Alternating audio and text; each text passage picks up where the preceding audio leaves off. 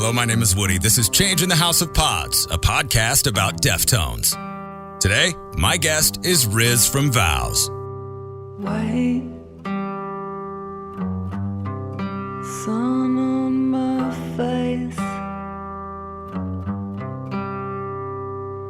Stay for one more wonder, one more day. Waiting for someone to answer. Saving myself for what's coming after.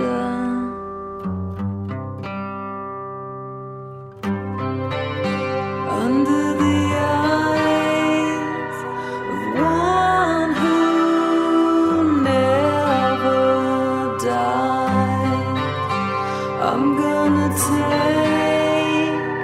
the only thing that's mine. That's Wait, the latest from VOWWS, although that probably won't be true for long. The song came out in November of last year, not long before Rizz and I made plans to talk. This conversation has a fun origin that sort of starts on Christmas Eve of last year, but probably goes back further than that to the first season of this podcast, when I spoke with Matt from VOWWS. A great conversation that I remember really fondly for a number of reasons. For how clearly brilliant Matt is, for the story he told me about receiving Chino's vocal stems for the Structure of Love remix, and for how flat out delighted I was that I got to speak with him. Because to be honest, when I first reached out to VOWWS all the way back in 2020, obviously I was hoping to talk to Rizz too. If you're familiar with VOWWS, you know how amazing she is. And as she mentions in this conversation, a lot of Deftones fans have become familiar with VOWWS after they joined Deftones and Gojira on tour last year. Man, was I geeked when I saw that news. I knew what that was going to mean for Rizz and Matt, or at least I thought I did. We're going to talk about it today. The tour, the Structure of Love, and a bit about what VOWWS have been up to lately. But back to Christmas Eve 2022. It was late Christmas Eve, after all the children had been tucked into bed and adults were up late smoking weed and sipping eggnog. But then Rizz tweeted out a picture of her and Chino from tour, and luckily I caught it and replied right away and asked her to come talk on the pod. And I guess the spirit hit her because she said yes right then and there, and I am so happy she did. I promise you, I'm not being hyperbolic when I say this. This is one of the best conversations I've had with another human being. It's going to be great if you don't smoke weed, but it's going to be amazing if you do. This is my conversation with Rizz from VOWWS. Hi. Hi. How are you? I made it. You Good. did. I had to update it. Oh yeah, sure. I was like, oh shit. Sorry.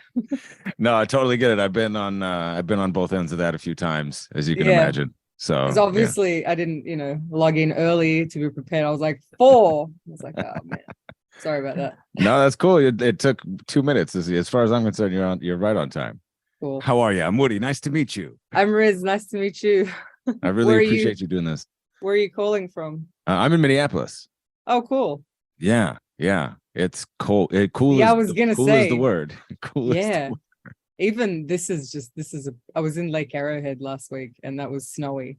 And I was like, brr, that was a nice little, treat. Bye. Like, I can't do it. Yeah. My mom, my family's originally from Southern California. My mom just got back from Long Beach and she was visiting her sister and she said, I should have brought my jacket. It's cold.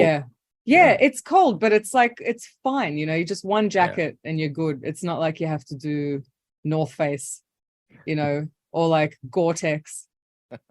I don't know if you know Seinfeld. Yes, the Gore-Tex. Intimately, when George when he knocks over the bottle of the champagne. Yeah. Who did he think he saw? Salman Rushdie? Yeah, that's right. Yeah, you just happened to mention my favorite show of all time. Little did you know. Dude. I mean, yeah, I've it's definitely a staple in my life. Yeah. And I mean, like, because I sort of a troubled sleeper. I think I need something to watch or to, hear. Mhm. Otherwise, it's just the sound of my own thoughts, which will just speed up and just like get me, So, and Spiral is the totally, word. yeah, it's very easy to do that at night when there's nothing to do. I When you're relate to that. Supposed to go to sleep, but Seinfeld is like a sleeping pill. Yeah. I know every episode so well, and it's so light. It's never serious. Everything's just silly. Yeah. I do occasionally find myself though, like going, "Oh, I love this episode of stand up." Yeah. But I mean, the episodes are like 20 something minutes. Yeah. Like it's just like and then out. But yeah. That's rad. I love that we both love Seinfeld. That's the shit. Yeah. We both love Seinfeld and Deftones. We're off and running, really. BFFs. So just to be clear, you got like 45 minutes, an hour or so. That's cool, right? I want to be respectful of your time. All right, yeah. No, that's fine. I'm like not the best at talking either. Stoners shouldn't do podcasts. So wait a minute, we're 3 for 3 now. Oh right, yeah. See? I'm here with my this guy. I'm here with these guys. Totally, yeah. I've got stuff here. You're not using video, right? I'm not going to use the video. Okay, no. Yeah, cool. No worries. Because I was like, should I? Yeah. Am I going to just rip on fucking camera for the world? But anyway, I mean, yes, do you anyway. Can. Yes, you can. Absolutely. Well, this is really awesome because for a couple of reasons, like I loved talking to Matt. It was like the most fun because he's so smart. And he's so well eloquent. spoken. Yeah, I know. Yes. Like we are the opposite in that regard. So let me be the judge of that. Okay. But so much has happened since, which is so cool. I'm excited to talk about the tour for sure. Yeah. So you can give me all the little details. But I am compelled to start chronologically. So take me back. Do you remember the first time you heard about Deftones? Yeah, I think I'm pretty sure. Because it was the 90s, definitely. And I'm pretty sure I was getting most of my influences from TV, to be honest. This was sort of pre-internet. It was pre-smartphone for sure. And it was pre everyone just being on the internet all the time and like YouTube and all of that. And I used to watch the music programs, like music video, like was it MTV, I suppose, when it was cool. And that we had different ones in Australia because that's where I'm from, like Channel V and Rage. And I think I would just see music videos of bands, and the ones that I liked, I'd go buy their albums. And I'm pretty sure it was My Own Summer because that was like a big video. And that's when, and like Australia's not, it's far away. You kind of got to do a lot to reach there and be big there as well, So I knew so they, they were big here, but so yeah, and I was just like, this is fucking awesome. So I went and bought Around the Fur, the CD, and then I loved it. So then I went and bought Adrenaline. And I loved that. That one became my favorite one, actually. When they play songs from that album live, it's so fun. And you've got to see them like 30 Oh yeah, times. Oh. I know. So cool. Because So I didn't spoiled. see them. I don't think I ever saw them in Australia because I was kind of young when you had to be 18 or whatever to go see them at a club. And, people don't go to Australia that much. Like it's like once a year, maybe. Yeah. And if you miss them, then you miss them, like I never got to see Mr. Bungle in Australia, but friends of mine did, so. Yeah. But yeah.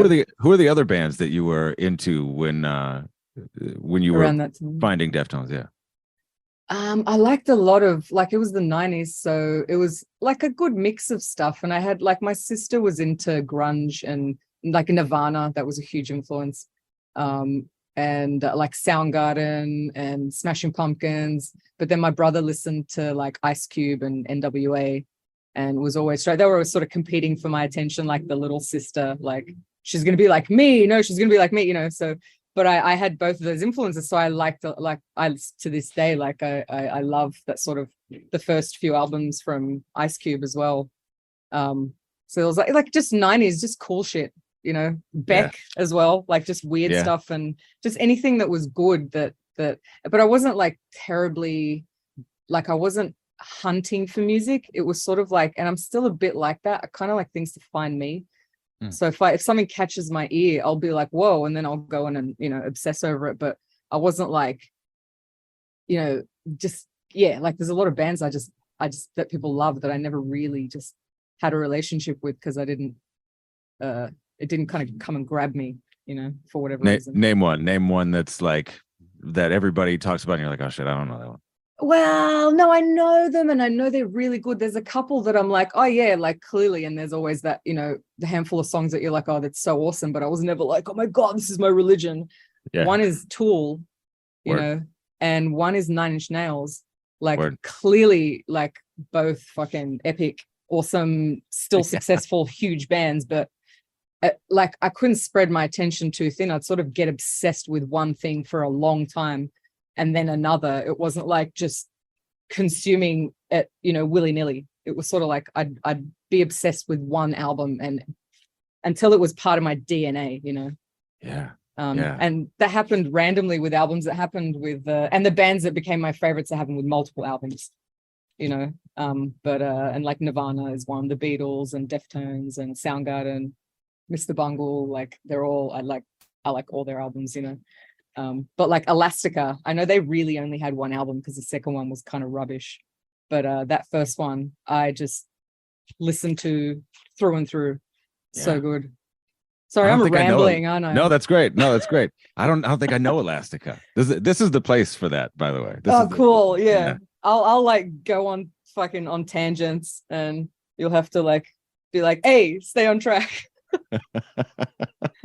So, not if I'm having fun. If I'm having fun, we're gonna go off the fucking rails. Cool. No, that's really dope. I don't think I know Elastica. Is there a song that I would know from Elastica? Yeah, definitely. There was one called Stutter. I mean, look, they were an English punk band.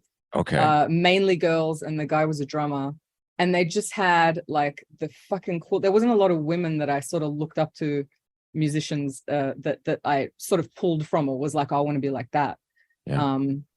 But Justine, the singer, she was just like, she just didn't give a fuck. Like you couldn't raise her blood pressure. She's just like, you know, just the coolest. And they all just sort of dressed down and they were all kind of androgynous. You weren't sure, you know, it could be a guy at a certain angle. Like they just sort of didn't give a fuck. And they wrote these really short sort of pop songs that were like, I don't know, it's super cool. I'll send you some stuff. Dude, I'm totally checking that out. Yeah, I'm all the way. It's like Britpop, I guess, but you know, that was kind of cool. I'm with that. I'm definitely with that. That's super cool. So you're talking about style. Obviously, then you probably paid attention to Deftones' style when you were finding them. Yeah. Yeah, definitely. I feel like even so, like to this day, I don't change my style a lot. Once I sort of find something, I'll maybe tweak it or evolve it. But once I find something that works, I'm like, this is just who I am now forever. But I feel like it's a sort of cross between, like I wear the sport socks, the sort of like that are pulled up high. I love sneakers and that kind of thing. But then I'll like pair it with more sort of suit attire, like Faith No More. That's another band I love. Okay. Mike Patton is a huge influence.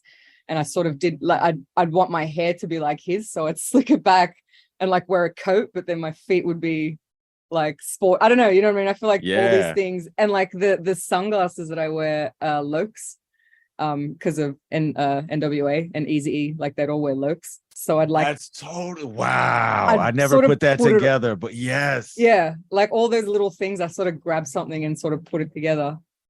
Yeah. That's dope. That's super cool.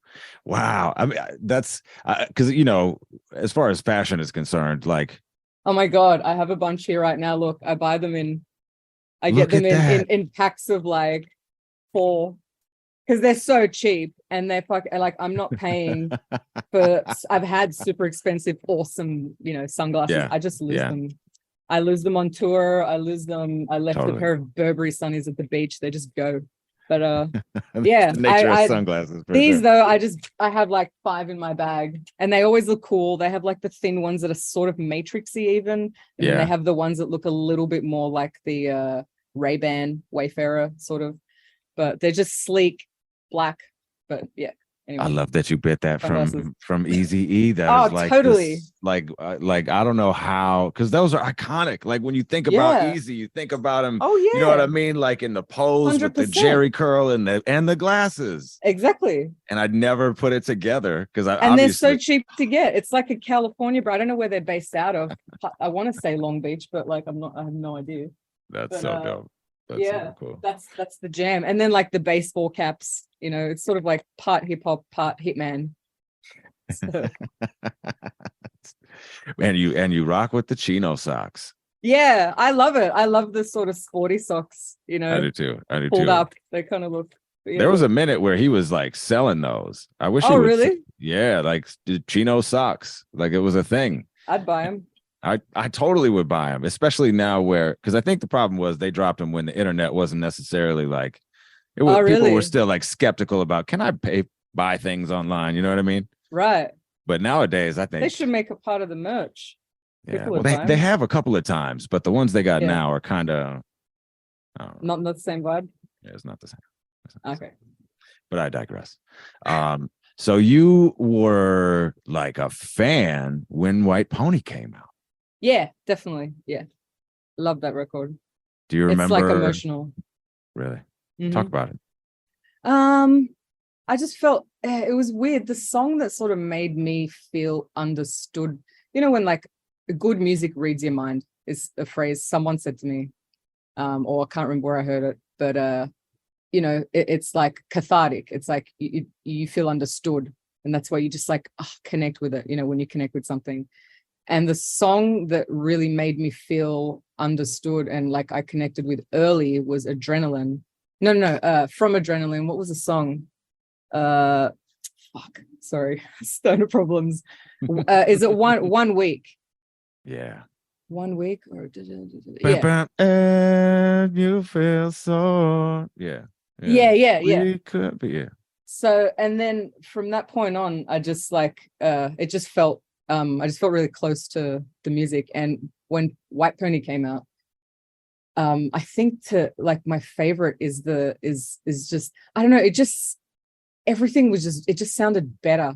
I don't know. And it just they got really, really good at sort of refining what they did and maximizing the emotion. And you know what I mean? Sort of like there was always solid writing there, but just like with that sort of production and that sort of like, you know, your third time round, things get easier and you get better at other things and you can focus on making it even better. And yeah, there's a bunch of songs. RX Queen was one of my favorites actually. And the Pink Maggot, really? Yeah. That's the last one, isn't it? And Yeah, it sort of was a yeah. secret track. I remember like when I had it on my CD, it would like It's like it's very ethereal and it takes a Oh, long yeah. time to like Yeah, really yeah. you're like, oh shit. Yeah. Totally. It's a ride. Because it's so minimal. It's like, and because of the sound of it, and there's all this like sound design, all this other sort of weird noise and feedback from everything. It's like really atmospheric. And his like voice is right there, you know, and it's full of emotion. Yeah. And I think I sort of connect with visceral stuff like that. It was just like you're right there with him, you know, and it's easy to like get really nostalgic and think about. I get really nostalgic, you know, when I start thinking about the past or my childhood and stuff like that, a song has done its job. I'm not even listening anymore. I've gone somewhere else, you know. So as opposed to active listening, you know, like when I'd listen to Mr. Bungle, that was different. I was like, you're basically counting, you know, it's like sort of like jumping all over the place and really active. But then, you know, there's the artists and musicians that just like take you somewhere else. And that's like magic. That's the magic that makes people just, you know, fans, you know, you just want to, you die for something. Like the music's just a big part of you. And you know, it actually goes in some ways in healing you, you know, in a real way. Because, you know, not everyone's like that. Not everyone's like obsessed with music. Like my mum's not obsessed with music. Yeah, totally. She really enjoys it, but she's not like, oh, no one talk to me for the next hour. I need to listen to it. Because I'm like that. I'm like, Word. you know, but yeah. Really, you're So like, I need my time. Leave me yeah, alone. Give I me have space. for sure. Yeah, I have a lot of time where I just need to not engage with anyone or anything, and I just listen to something on my headphones. Sometimes it's one song. I'll be obsessed with one song for a month. Sometimes it's whatever it is, but I just need to get that sort of like thing where it's just me, and Yeah. like my world. And often I'll be smoking weed, and that really does help, to tune Yes. things out. Yes. It's like meditative, I suppose. I think Mm. listening to music is good enough sometimes, you know. You don't have to try and levitate.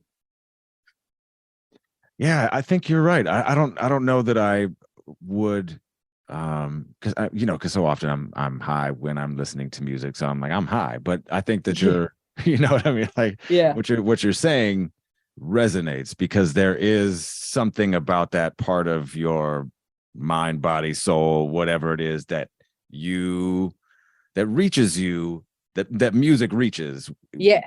when that it activates. And it is sort of like a high. I mean, I guess it's sort of easy to say, well, like, oh, like that, but to put yourself in a space and to know that like you need that space and that Yeah. I think that it's cool to me the way that people consume music. I feel like that. Yeah. I think about that a lot. I think about people who know a lot of music, and I'm like, how do you have time to Yeah. when do you find this? Like, Oh, totally. how do you find this?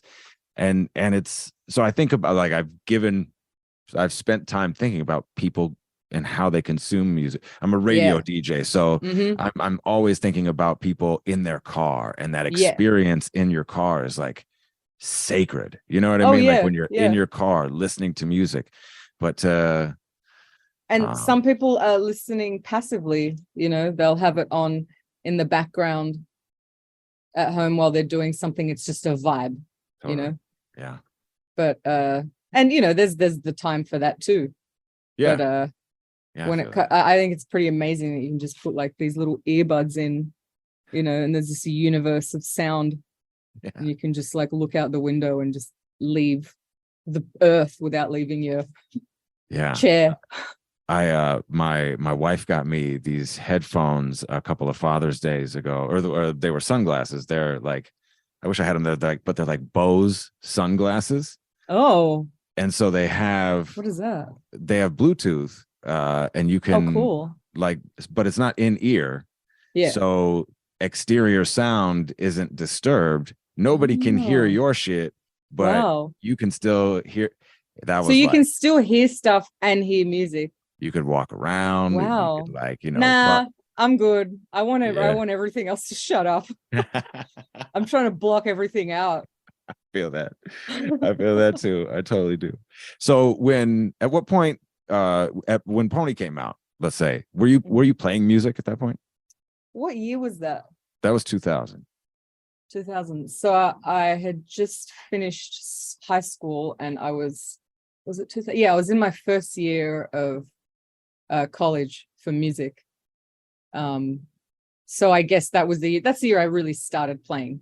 I went to college, and you had to there was a lot of prac involved, and suddenly you met all these people, and you're starting to write songs and form bands. So yeah, it was, I guess, shortly after that. What did you say? It was 2000 when it came out? Mm-hmm, mm-hmm. Yeah. So yeah, I had sort of just started playing in bands and sort of figuring out what kind of musician I wanted to be. Yeah. Wow, that's cool. I would love to have been a musician. I'm not patient. I'm not a patient person, so learning is very hard for me. And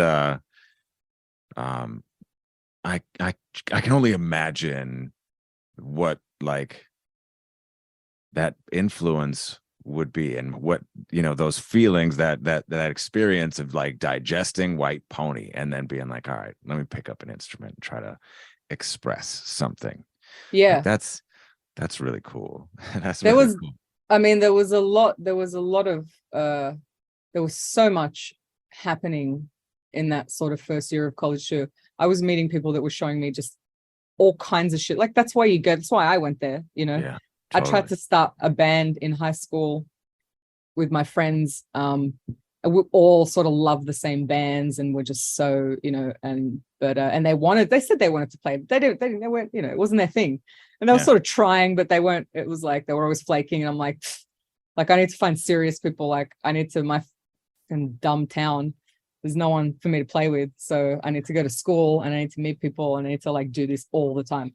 And like, it's kind of easy to go to college in Australia. It's not, it doesn't, I mean, I've met people here that are out of college and they're like, oh, I've got a $80,000 bill or whatever, student debt or whatever. It's not like that. Like I got a degree over there and it cost me like, I don't know, like $7,000 a year, and the government was giving me like, it's like a little allowance for like, good on you for going to school. So I had sort of pocket money for the train and stuff, it was like, it was possible.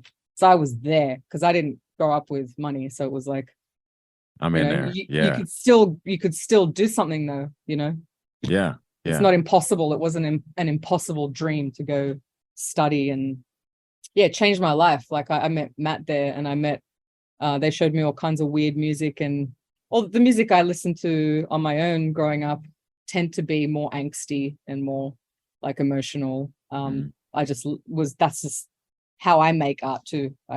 From my emotions, and it's the stuff I make has always sort of got to be visceral somehow.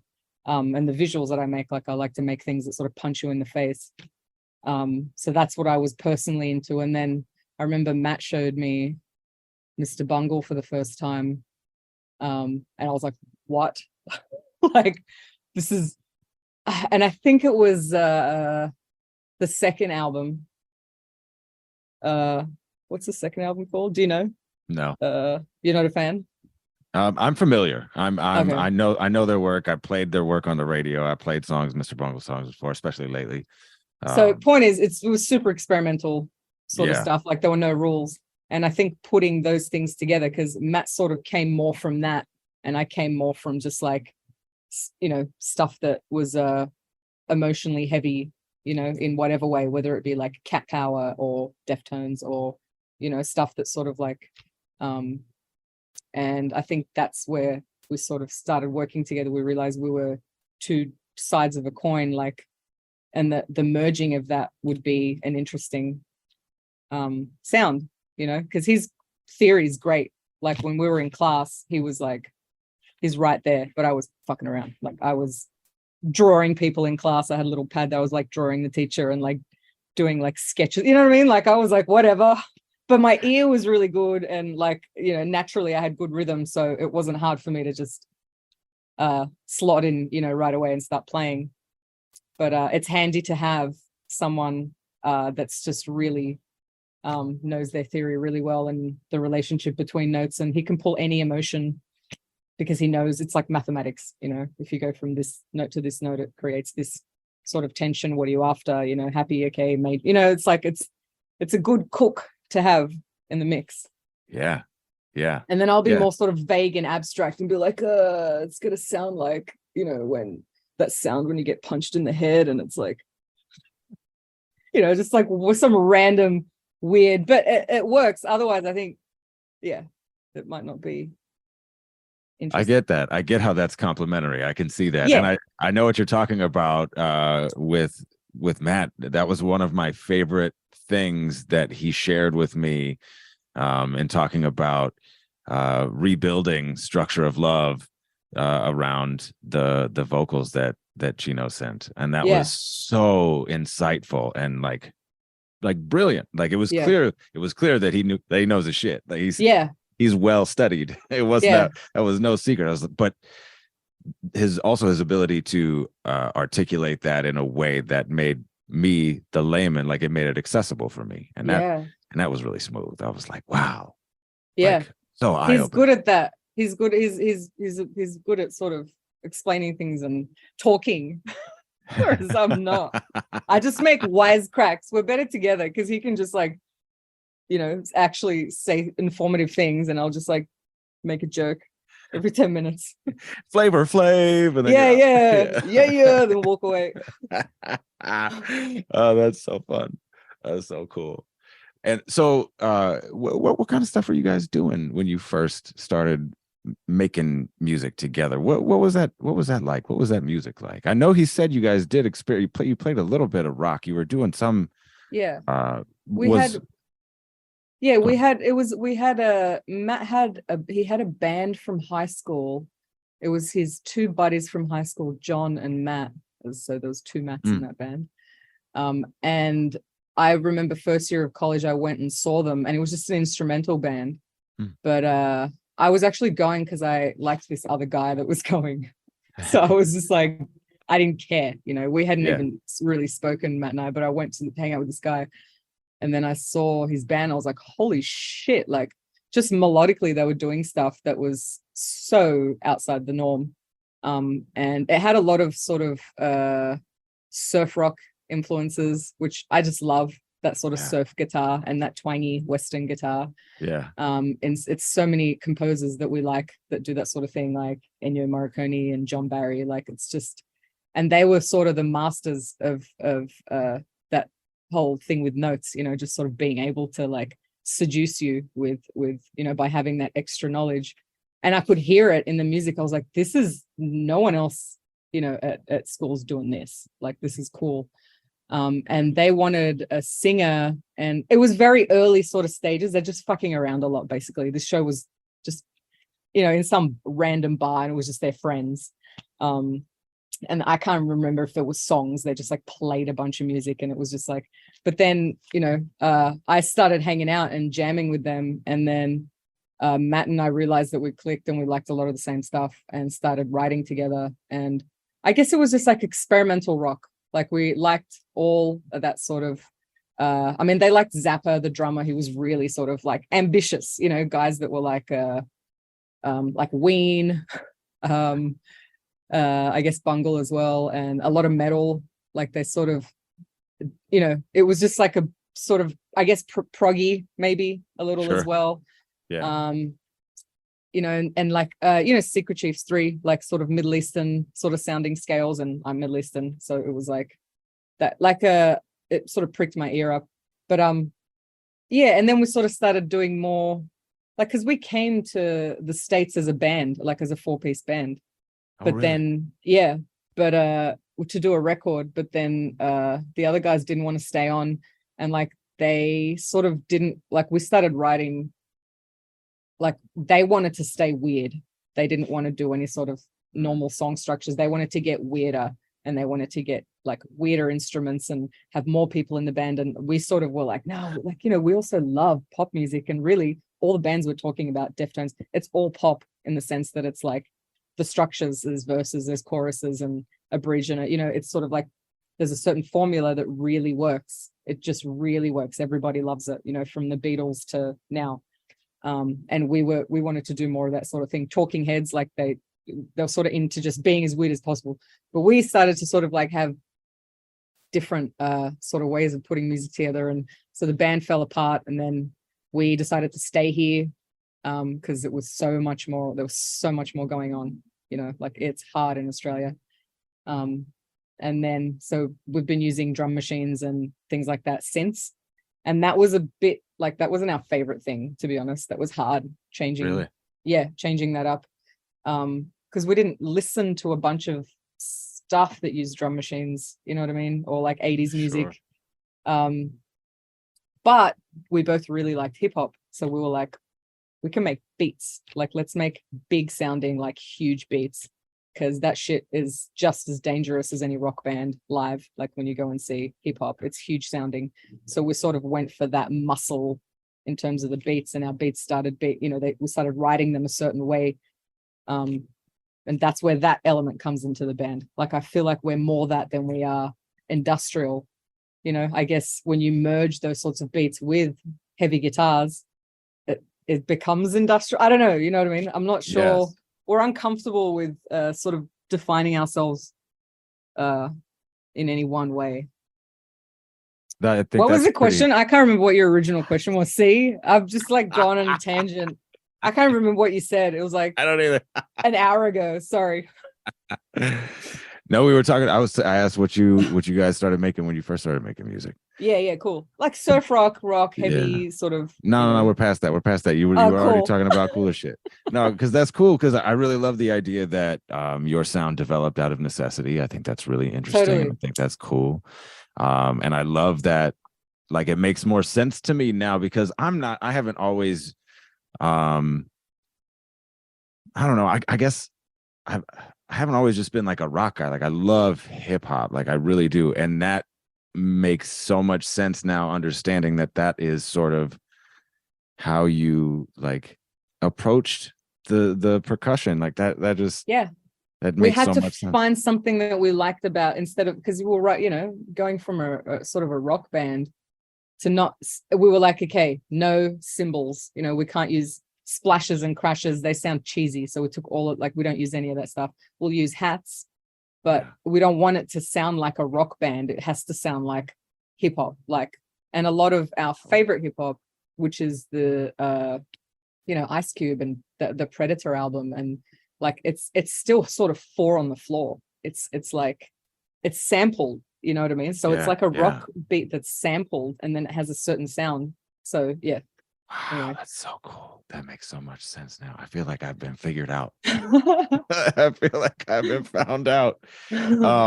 So did either of you guys know how to make beats when you started doing that? Did you have to like Well, so within the band, it was we would sort of dictate to the drummer as much as possible, mainly Matt, but I sort of was, seeing what he was doing, and I learned a lot by watching him, because he's very patient, he's very diplomatic. He was never like, this is my band and you guys are doing this.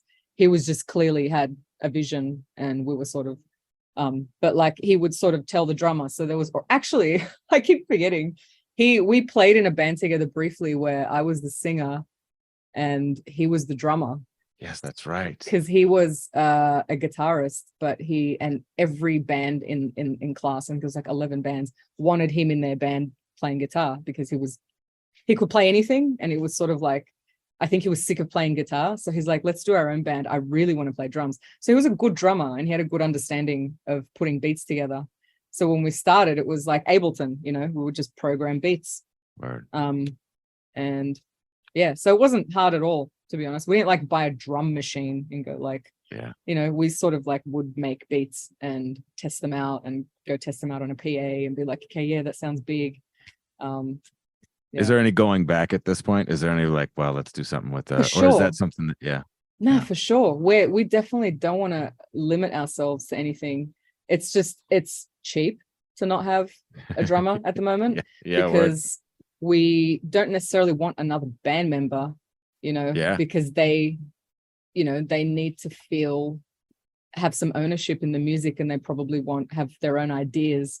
And it's like, only if they're cool, there's no guarantees. Like, and then if they're not sort of getting paid for their time, if it's a band member that's getting a cut, it's like, we'd rather just hire a gun if we want to do that. And I think there's going to be some live drums on some parts of our album that's coming out sometime. But I looked today. I was listening. I listened to about 5 minutes of my conversation with Matt to prepare for this conversation, and I was like, I can't listen to myself. And so I was from there. From there, I was like, man, because what I did hear was him talking about working on new music, and I was like, oh shit, what year was that? That's exactly what I said. So I looked. It was November that we talked. November of 2020 that we had that conversation. So you guys have been at it for a minute, dude. So was that in the pandemic or just in the pandemic? Yeah. A lot of shit happened in that pandemic to today that was that made it hard to move forward how we wanted to with the album. However, I think everything that happened was a blessing in disguise, because we didn't just rush into doing it the same way we always do. And some of the songs call for different, like they call for drums, and some things called like a reimagining. And I think we're pretty excited to put something out that's probably more eclectic, that suits what we feel like we're about. I feel like we got pigeonholed in the sort of like dark wave or 80s electronic thing because of the limitations that we had. But that, that the songs are songs and music is music, and we don't want it. We don't want to be called dark wave or like, what is that? I don't even know what that is. Like, it's just, I don't know. I think it's the electronic drums thing, even though we sort of skew away from, we sort of go towards more of a 90s hip hop vibe.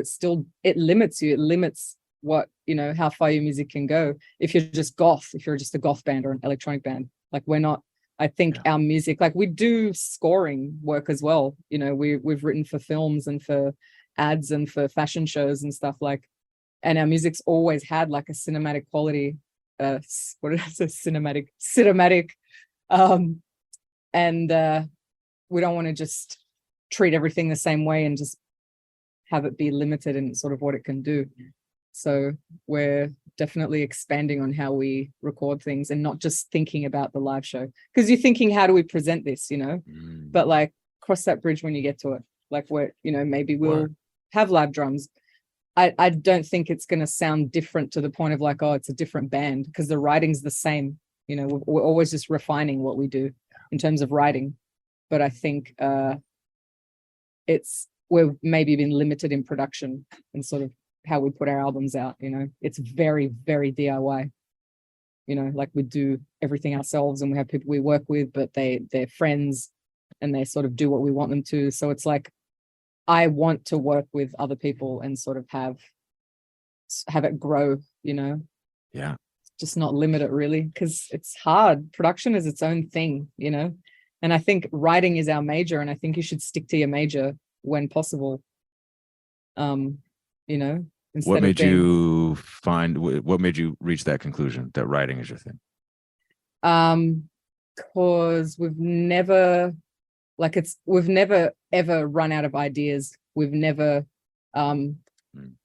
like sort of stopped growing and getting better and better in terms of writing. But when it comes to production, I don't feel like we've sort of, like we do a good job of the live show. It sounds huge, but I don't necessarily think that translates to record.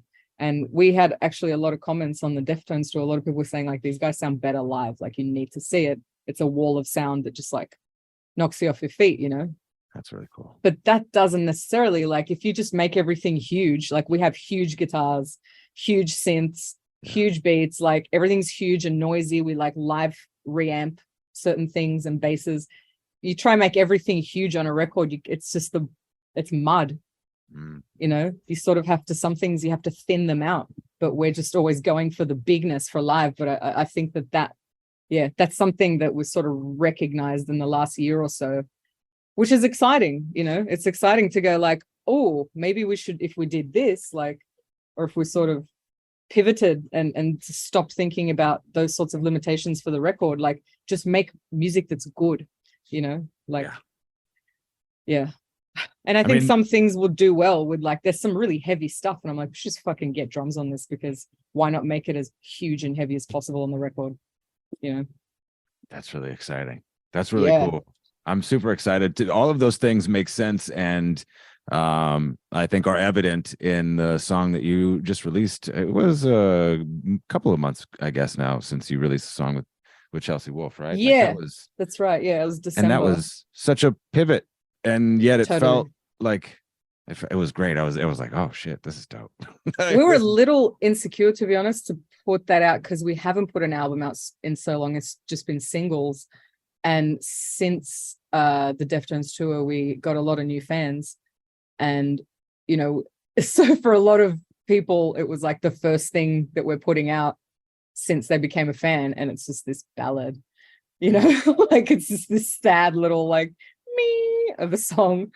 But I was surprised by the people that, and friends of mine that like listen to all kinds of weird heavy shit. They were like, oh man, that's like my favorite song. I was like, whoa, really? Like, so I think that's what I mean by like the writing is the thing, that's where we shine. And like whatever the skin is for the song, whatever the arrangement is, can just chop and change.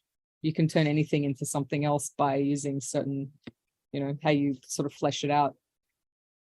That's really cool. That's really cool to think about. But I also am like, don't give up the visual thing, because like it's really dope. That is also really dope. Like what you guys do to and I believe it's all you're responsible for all the visual aspects of VOWWS, and it's like so it's like the perfect compliment and like way to present the music. It's so unique, and it's fun, and it's really it is cool. fun. I mean, I was sort of growing up, I was so into movies, like just as much as music, and it was like I was going to do one or the other, really. And I think so to be able to do it in a band and to be able to do all our own stuff, it's just, even on my scale with nothing, it's still so much fun to be able to exercise that. And I ended up doing actually a bunch of live visuals for Deftones for Did you? That tour. Chino hit me up. He was like, I like your stuff, do you want to do a couple of things for a couple of songs? And I was like, holy shit, like absolutely, like yes. It was such a trip. I did a Be Quiet and Drive. I was like putting stuff, like working on a song that I have such a relationship with, amongst others.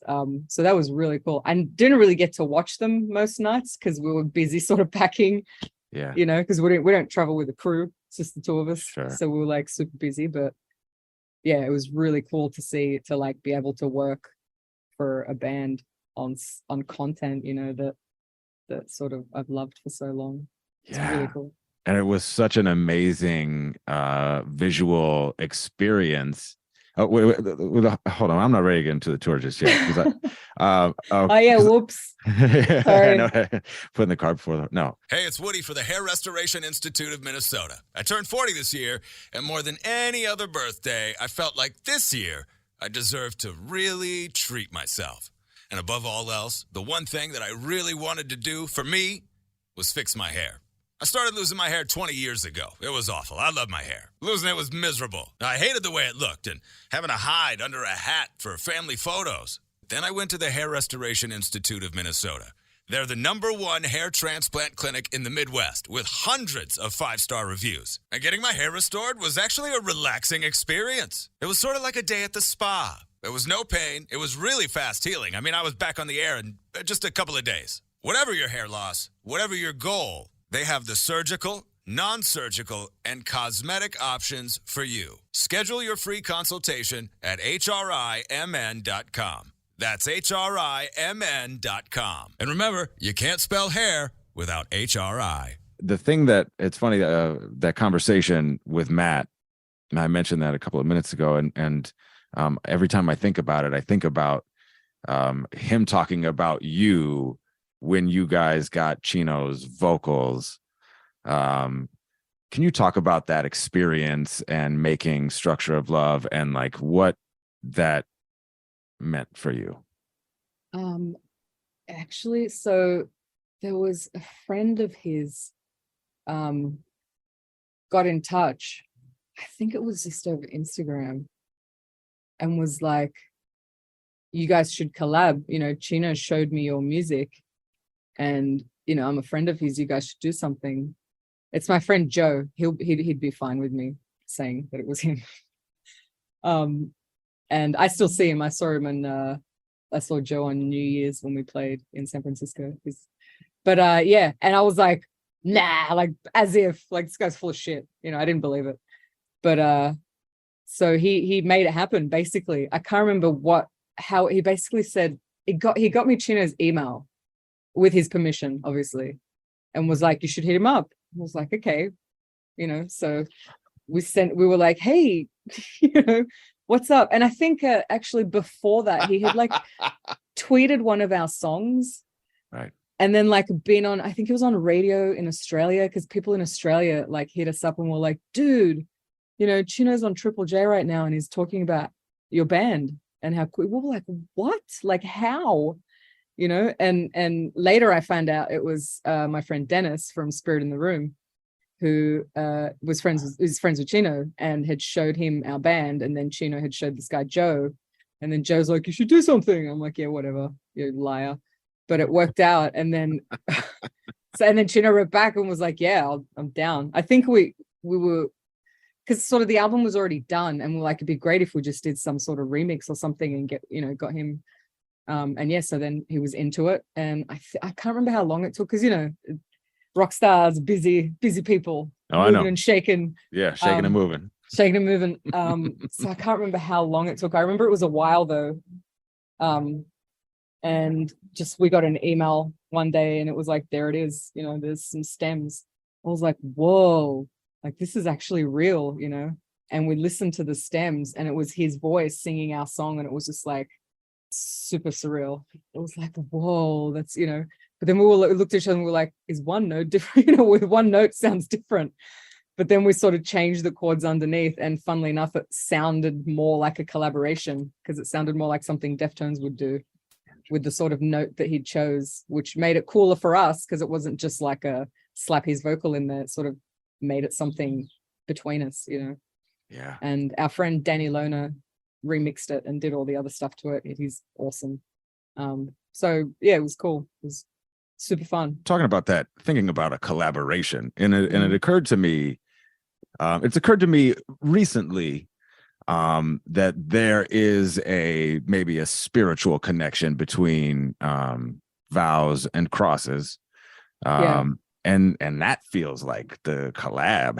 Have Matt and Sean ever? Because I feel like they would be like peanut butter and jam. Like I feel like they would just get along like. Really? I do. I can't pretend to know either of these men either. So maybe I'm just fantasizing. Yeah, but you can tell. Way. You can get a vibe. Maybe.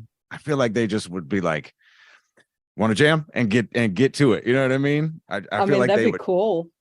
Be so dope. So into it, yeah. All the stuff Crosses has been putting out is just. I'm gonna get you and Matt and Sean in a group chat. I'm like, connect, do this now. So down. Yeah, Sean's awesome. Does he produce the stuff? Mm-hmm. That they because it's always sounds amazing. And my understanding is that he pretty much just does whatever he can to get it ready for Chino to come in and then add what Chino adds. But then awesome. I'm also maybe sort of extrapolating there. So maybe my understanding a little bit is I've got production on the brain. So anytime I hear shit that sounds really good, I'm like, who produces it? Who do they do it themselves? You know what I mean? So I'm super impressed when people write and produce everything themselves and they just make it sound dope. And they do. It's super cool. Yeah, it's really it's cool. Well, I'm glad I planted that idea. That's do it, universe. Please, universe, make that shit happen. Now I'm singing Universe, Saturday Night Rizz. Okay. Let's maybe fast forward a little bit then to this tour. How did you? Poppy was on, and then Poppy was off. Yeah. And then you get the call. What happens? How does that happen? I mean, Poppy dropped off. I think she was doing something else. And this was pandemic. I think it was moved a couple of times. And then obviously she got nominated for a Grammy, like things happen that sort of take off in different areas.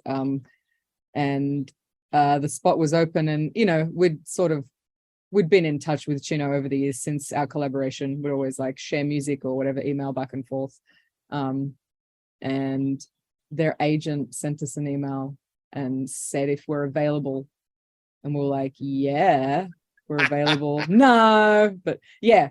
And that went on for a while because it was still pandemic was still a thing, and so they sort of kept checking back in with us, circling back. And then one day we just got the like, yeah, you guys, like, do you guys want to do it? And we're like, wow, like that's insane, because we, you know what I mean? We don't, when you're not from a place, you don't have the same community as people that grew up here or, were born here and went to college here and they know everyone. And this person is like, I'm sure there's thousands of bands that could have or wanted that spot.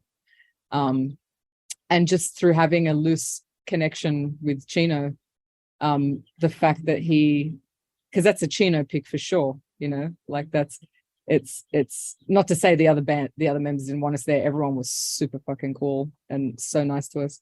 But like it meant so much to sort of be seen. We felt really seen, you know. He's like, I want you guys to come. And it's like, wow. And especially coming out of the pandemic, which was rough, you know, to sort of like come back to life in that way and do an arena tour our first time, you know.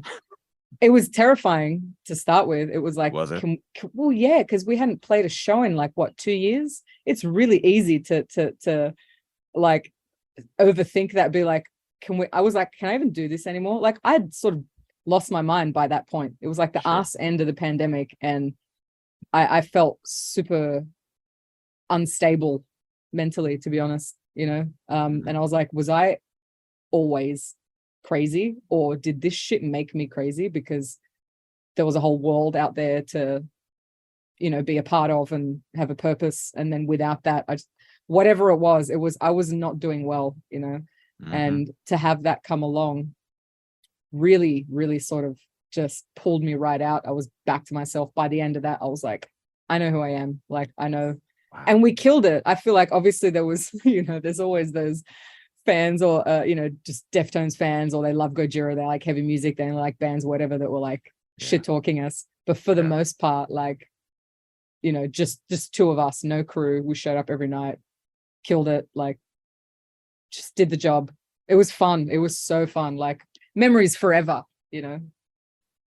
Like every day of tour was the best day of our lives, because every day you'd go to work and you'd be like, hey Deftones, you know, like you see. And they watched us a lot. Like most shows, at least half the shows, I'd sort of, you know, at some point in the set you sort of turn around or whatever, and I'd always see Abe and Chino and Lance and you know, they were sort of like watching, and that's cool too, because they don't have to do that. They can be, I don't know, having a bubble bath or something, getting a massage, but they were like super supportive, you know. It was, what's on their rider? Massages and bubble baths.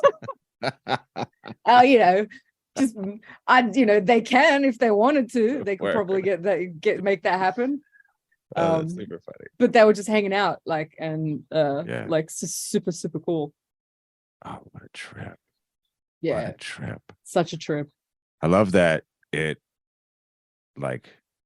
resuscitated you. I love that it brought you back. Yeah.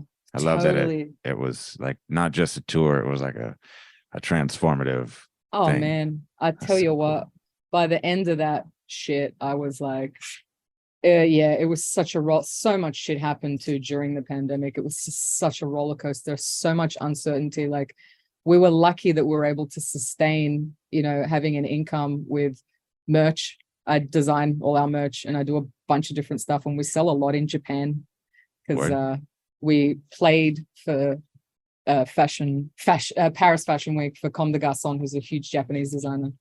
So we're doing a bunch of stuff in Japan. So then all these stores in Japan started buying our merch. It's kind of crazy. Like we made awesome. Like kind of decent money, like just selling merch in Japan. And that's like sick. A lot of schoolwork. Our friend Jordan, who's a director, he's a filmmaker. He does a lot of fashion stuff too. So we got to do, you know, that stuff pays. Fashion, there's money in fashion, you know, like a 30-second lipstick commercial. It's like, there's a big check. But, you know, that was lucky, man, because I don't know, like we thought we'd had to go back to Australia. Like it's done, you know, there's nothing to do. Yeah. You know, like who's relying on album sales besides obviously the big, huge bands? Like who's, you know, with touring gone, it was like grim. Yeah. What did it? So if it was that dire, and then you were sort of strung along for a little while because that tour did get postponed, were you holding out hope just that was going to go through? Oh my God. Yeah. There was a bunch of things that were going on. And I was like, you know, you need to have half a dozen, what is it? Stokes in the fire, fingers in the pie, whatever.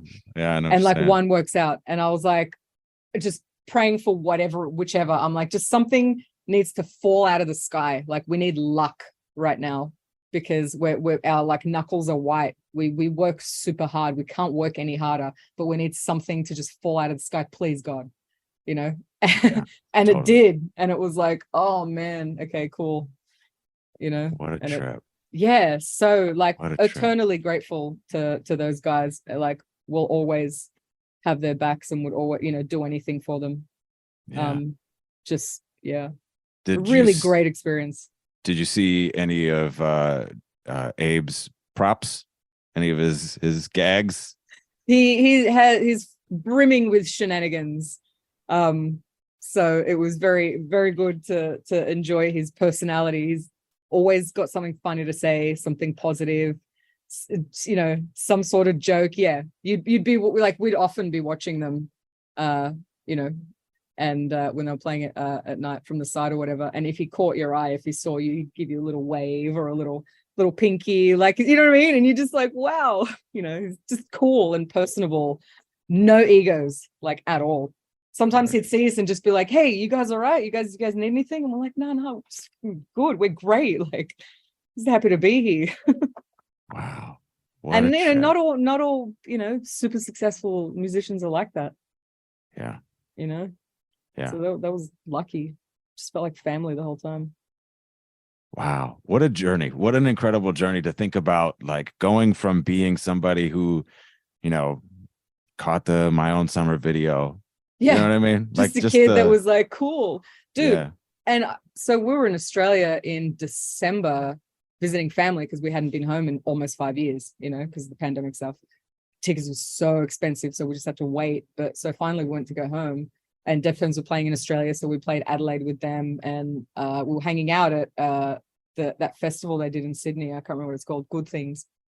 Chino's always last minute. He called me. He's like, hey, do you want to sing? Do you want to sing Rosemary? I'm like, oh, I've been drinking. I don't know. Okay, yes. You know, but wait, I forgot the point of what I was saying. We're in Australia. You just got to, you were singing Rosemary. Like, that's no, I know. I splinter off and walk around and talk in circles. Oh yeah. So I was at my childhood home, and I found all my diaries from when I was a kid, like from probably when I started journaling, I don't know, maybe 12 through till like 18. And I found this one, and on the back page, I had written my favorite. I had written the most distinctive voices was what I had written down. And I don't have it in front of me now, but pretty sure I can remember. It was, I can't remember the order, but it was PJ Harvey, Bjork, Fiona Apple, Billy Corgan, Chino Marino, and Bob Dylan. I was like, as a kid, I had sort of decided that these people had really unique, distinctive voices. And it tripped me out because I was like, whoa, I must have been like, this was a long time ago. And to think that I'm sort of friends with that person now and have sort of worked with them was such a trip.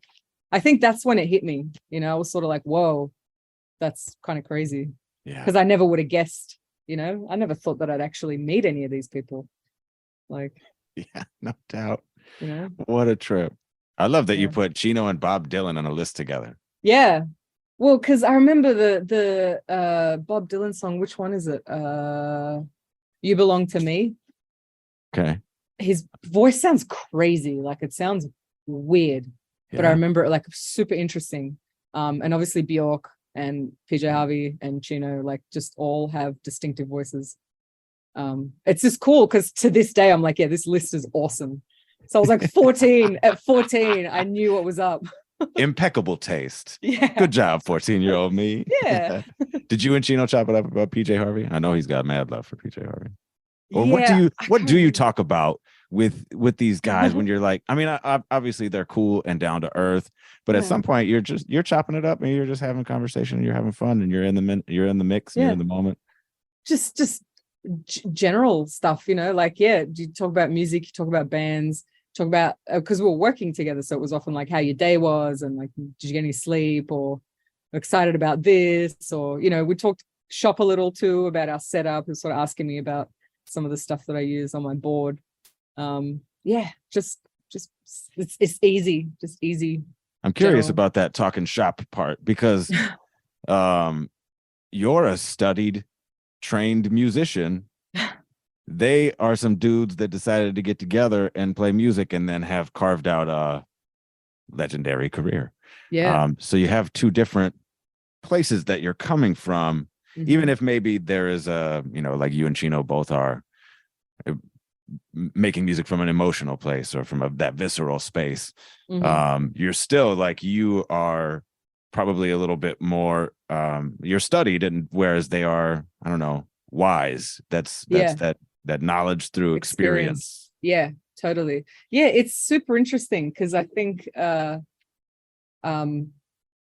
doesn't really matter where it comes from, like it's taste, really.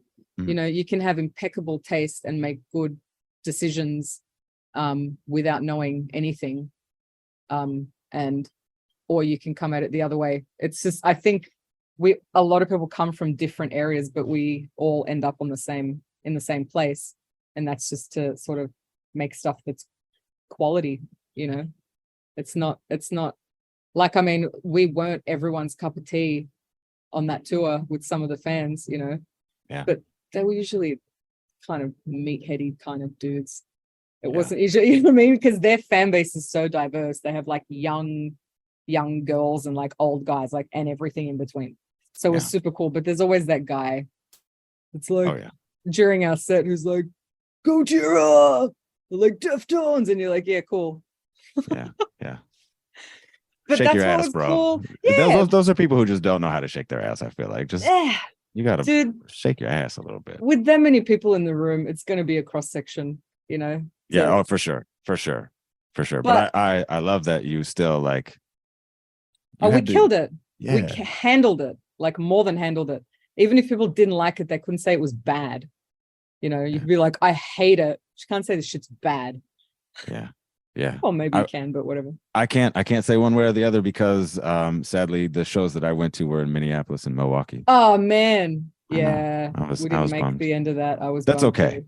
I'll see you again. Yeah, definitely. I know. Definitely. Do you smoke with the dog? Smoke. Do you smoke with stuff? Crack? Yeah, crack. Did you smoke crack? Crack. Do you smoke it? I did actually.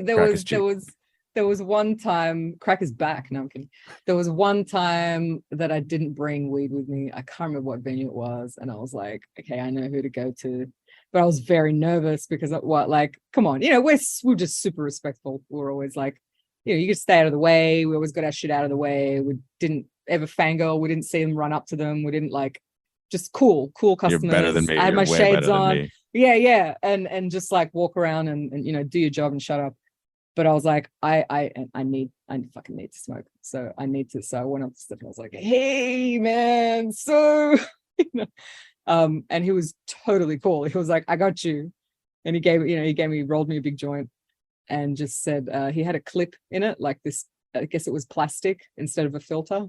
He's like, just give me back the clip and when you're done. I was like, absolutely, thank you, sir. So when I was done, I stood outside. I can't remember where it was. Wouldn't near one of the entrance, backstage, one of the sort of areas. I waited for him to walk past. I stood there for like half an hour, and I was like, "Here you go," because I wanted to make sure he got it. Yeah, that's so funny. And he nodded. He was like, "Thank you." I was like, I was super appreciative that I got to smoke that day. And it was pretty cool. My dream is to get to smoke with Steph. That's what I want. I want to happen, whether it's on Zoom or where we can pass. I think a virtual we smoked blunt at the Greek as well. Funnily enough, being the LA show where we live, I didn't bring any with me. And I ran outside and I saw him at one point and I was like, yo, can I hit that? And You're like, it's me again. Yeah, hey. But there's a camaraderie between smokers. No child left behind. It's hard to, you can't say no to someone. No, jonesing. No, sorry. You just stand there. So that was fun. Funny. That's super funny. It was good weed, I would imagine. Yeah. It was very good. Yeah. Yeah. Don't they have their own brand of weed as well? Doesn't it have a thing? Yes. Yeah. They made a box, and it was only just sold as the box, and it had like a tincture in it, which I don't really get down with. I've never used one. What is that, like oil, and you put it under your tongue or something? I tried it. You're not supposed to swallow it. What's with that? I don't understand. That's why I got to talk to Steph, because I don't understand. But the cart was cool. It's like a rechargeable vape, which was dope. Cool. And then I think there was like an eighth, and then like 3 or 4 different things of gummies. Cool. Yeah. I'm a bit wary of gummies. Yeah. Well, because you don't know how strong it's going to be. Sure. That's and you're true. like, oh, I don't know how strong it is. Maybe I'll have another one. Then you're like, too strong. Every time. Like every single time. See, in Minnesota, we aren't fully legal yet. We're on the way. But they like messed up and accidentally legalized edibles. But they're, this is legit. They fucking Republicans are so stupid.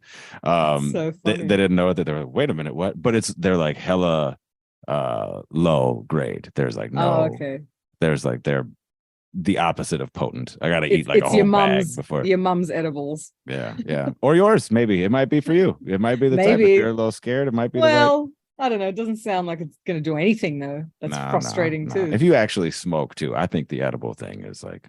Anyways, when are they going to sort that out? Because it's not legal in Australia, and I was there for a month. That shit was hard. Really? Oh yeah. Everyone needs to get with the program, man. It just treat it like alcohol. Yeah. You know, you have to have an ID. Like, don't do it in the street. Don't do it when you're driving. But it just shouldn't be a thing. It's so archaic. Like. Yeah, it's ridiculous. I don't like to drink either. I'm an idiot when I drink. Yeah. Like, you don't want me drunk every day, but that's legal. But me stoned is great. And they don't want it. They don't want to keep you happy. Yeah, they're trying to stop me from being my best self. You and me both. I don't understand it. It makes me upset. I need to smoke it. Fucking haters. Obviously, it's great when your favorite band tours in your town, but what do you do when they don't? We travel to see them, of course. And believe me when I tell you, the Hair Restoration Institute of Minnesota is worth traveling for. Hey, it's Woody. I'm lucky. HRI is 5 minutes away from my house. But if you aren't in the Twin Cities, you are also in luck. With their Hair by Air program, HRI will reimburse your flight, get you to and from the airport for free, and they have complimentary on-site hotel accommodations. Yeah, that's right. There's a hotel attached to HRI. This is literally the best case scenario if you want thick flowing hair like a Viking or a rock star or a lion. Well, maybe that's too much. Check out the Hair by Air program at the Hair Restoration Institute of Minnesota at hrimn.com. And remember, you can't spell hair without HRI. All right, now what are we going to do with this guy? We can't just leave him lying around. Right? So this podcast will come out probably sometime in the spring or summer. Okay. Will it come out before or after the next VOWWS album? Remains to be seen. We're sort of just like plowing ahead. We're doing some recording with our friend Billy Howardell, and he's like a dear friend. And we're going to be going to his place to sort of reimagine certain things. You know what I mean? Including the drums. And yeah, I like everything's well written. It's like it's been written for a while, you know, and we've got 18 songs. And wow.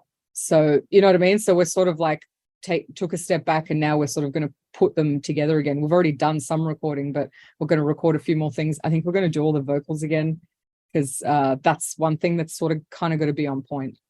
And that's one of the hardest things to do DIY when you don't have. And I know people are like, oh, but you know, this song, the take was an SM57, sure.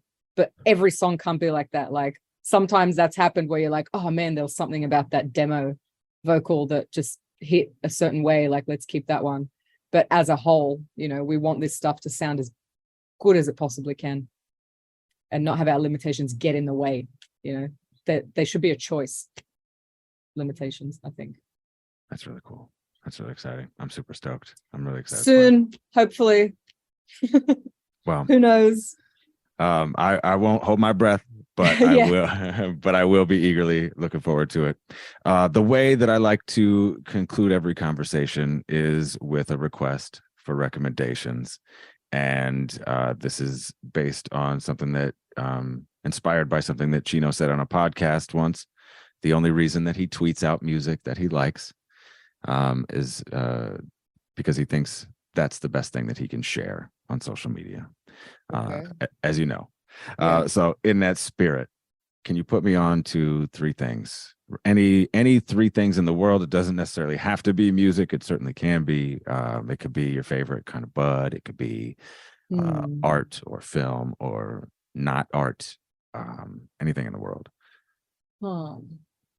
No rules. That's just too No rules is hard. It's very No hard. rules is like, I don't know. Do you want some rules? Because I could go music. Yeah. I will go music. I will go film, or visual arts, perhaps. Okay. And I'm gonna think about a third one. Yeah. I'll probably take a second myself, so you'll have time. All right. Music. I guess we talked about Elastica earlier. Yeah. And it's definitely in the vein of Britpop, but I mean, to me, it's like Nirvana, but like English girls. You know, it's just the songs were just perfect. They were short. They were to the point. They had a lot of energy. So I think that's a band worth checking out. Great.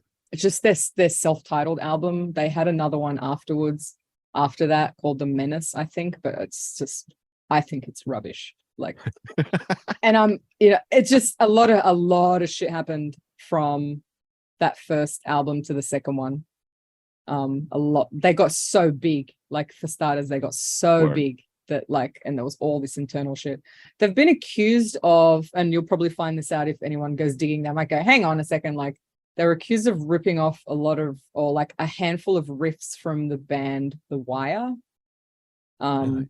Yeah, which it's pretty like I had heard both, and I'm like, yeah, that doesn't stop me from enjoying it though.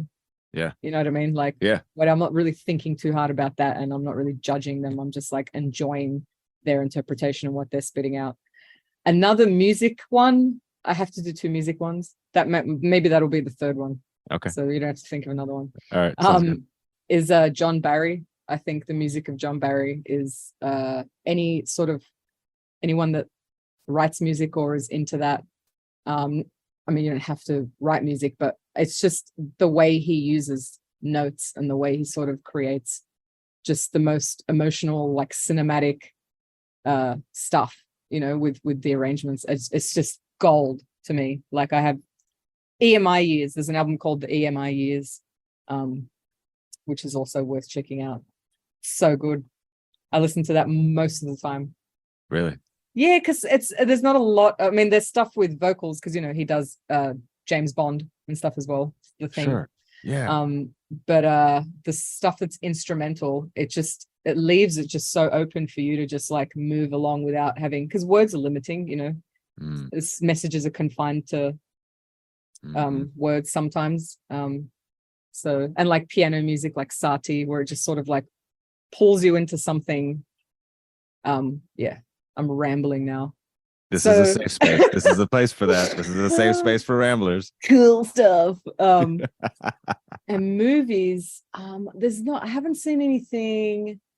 Movie, TV, movies? visual, anything. Well, I mean, I watch the fucking same movies that I've liked for 20 years. You know, I still think Pulp Fiction is cool, and like the Indiana Jones trilogy, you know, like I'm just like my favorite.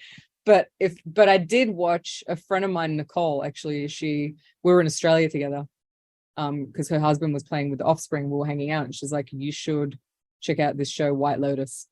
So I was like, all right, I never do. But she put on an episode, and straight away the music, like the theme, I was like, this is different, you know? So I watched both seasons back to back, and it was such an escape. You know, it's always set on some tropical, beautiful sort of resort thing, but there's all this weird shit going on. And the music, the score all through the set, like the soundtrack is just so cool. The composer, I can't remember what his name is, but he's on the map for sure.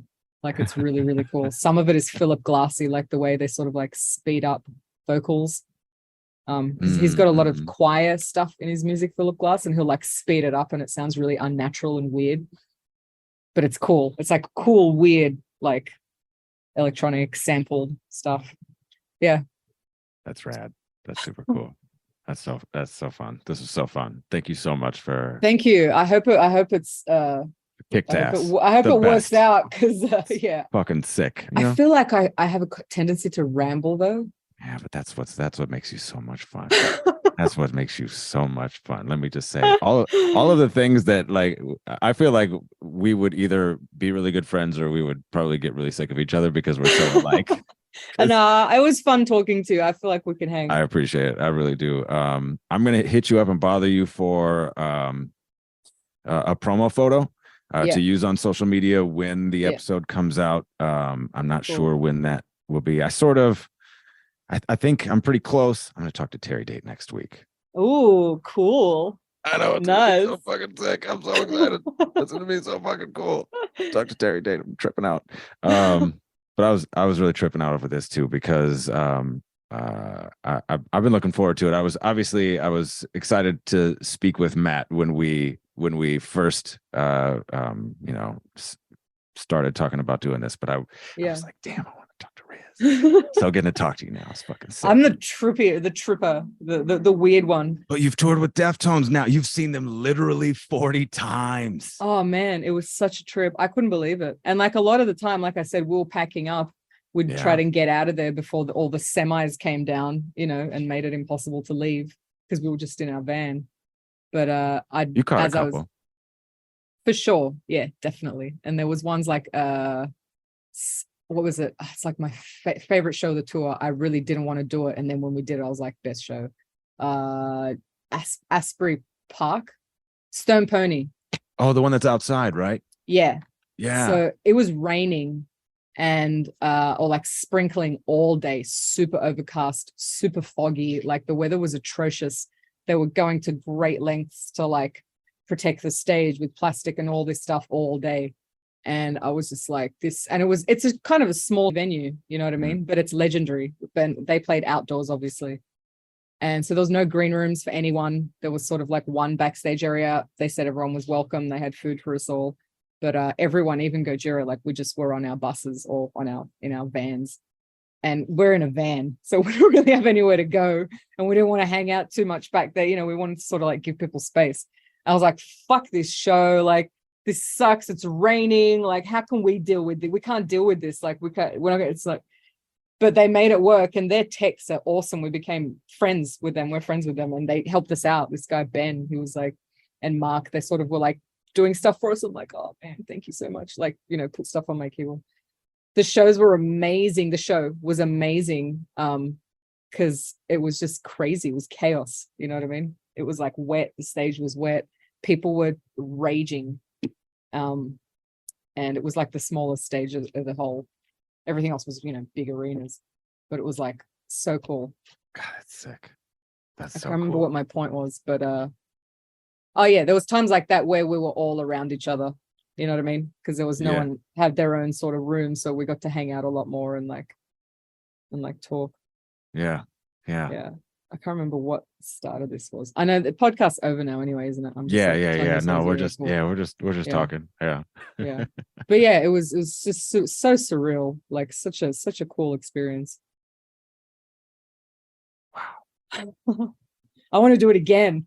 I mean, they can't just obviously tour with the same band, but I'm like, Crosses, Deftones. Yeah. When you guys play, we want to play with you again. Like it's funny that because I'm surprised there hasn't been some introduction, or maybe again this is me being hopeful, because there does seem like there's like a musical kinship between Crosses and like even VOWWS itself felt very I was like, man, this feels like gothier, or this feels like Chino really found your aesthetic, and like he was like, that is I want to present that more, and that sort of came out more from the way he like was dressing to the music for sure.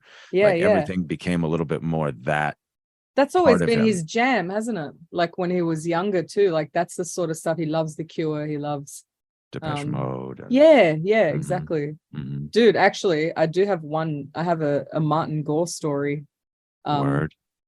We played a show in 2015, I think it was, at the Blind Tiger in Santa Barbara, and we were opening for this other band, and the girl in the other band was friends with Martin Gore's wife or something.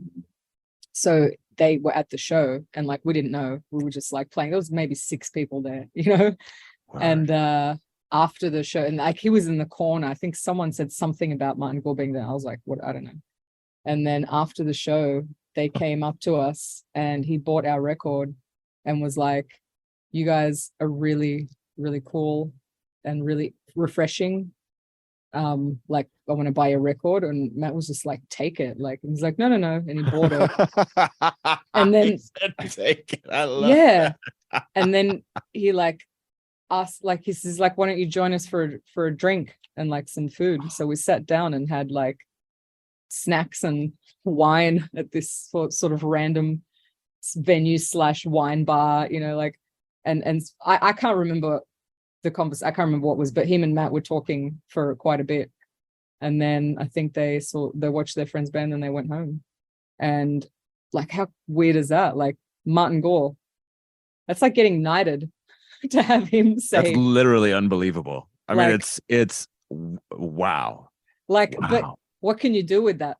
You know, tell that story to everybody. I know. That you know. That's right. That's all I can do is tell the story. I'm pretty sure I put that story Chino on the podcast. Did you tell him? Yeah. I did. He was like, well, I can't remember where we were, but I was like, oh, dude, we were just sort of chatting, and I told him, and he just sort of stopped and was like, Martin Gore. And I was like, yeah, dude, like that happened. You know, Gore is largely believed to be named after. He might have even said it once. Yeah, he's very cagey about that sort of, what is that about? What does that mean? What is that thing? And Gore is a fascinating album for me and for a lot of reasons. Yeah. And name being one of them, you know. Yeah. But I think they have very specific purpose with that album, and I think I suspect it in some way might have been to pay tribute or to like honor. That's cool. Yeah. Oh yeah. The first time we ever met was when we played like in person. We had already done the collab, but we played the first Dia de los Deftones. Yeah. That was the one time I've seen you. That was the one time I got to see you guys. Because I was there fucking when the gates opened. I was ready. I was ready to go. Oh, we played basically when the gates opened. So it was like, it took a second, but like, you know, people started to funnel in. And he was wearing a Depeche Mode shirt because I took a photo. I was like, can I take a photo? I was like, I'm going to take a photo. Like, I'm working today. I'm not just coming off the street. Like, I think I earned that right. So I was like, hey, can I take a photo? And he was very sweet, obviously. His son, actually, I believe it's Christian, took the photo. Is it Christian? Is it the one in... in Provoker? Yeah. He's very cool too.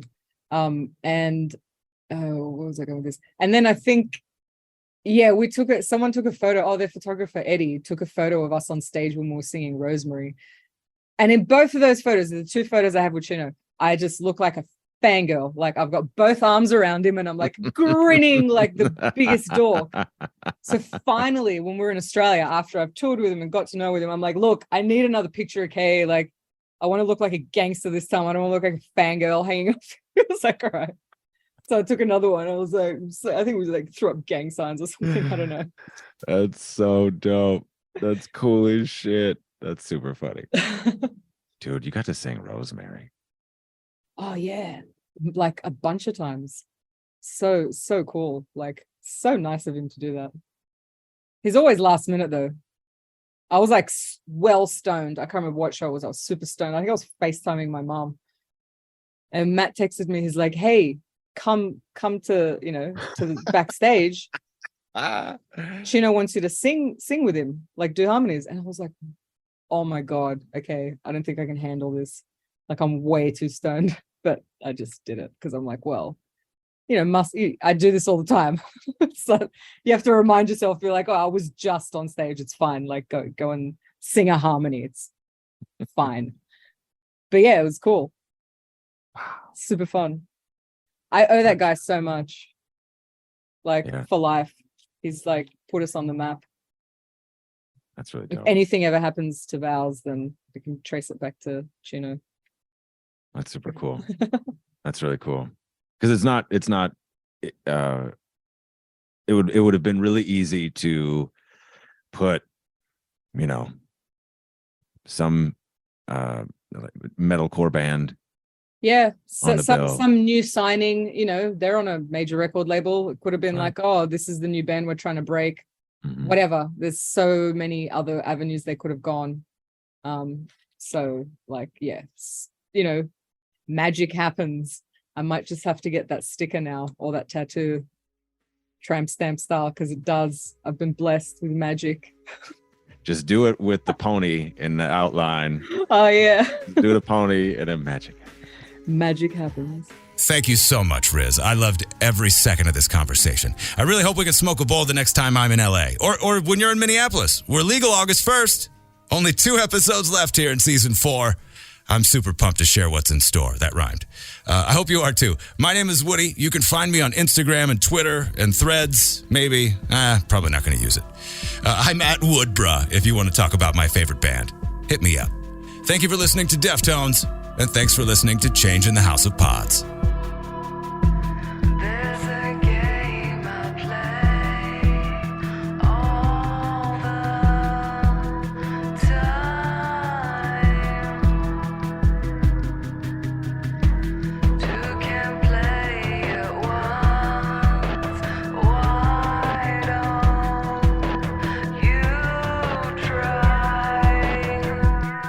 I can't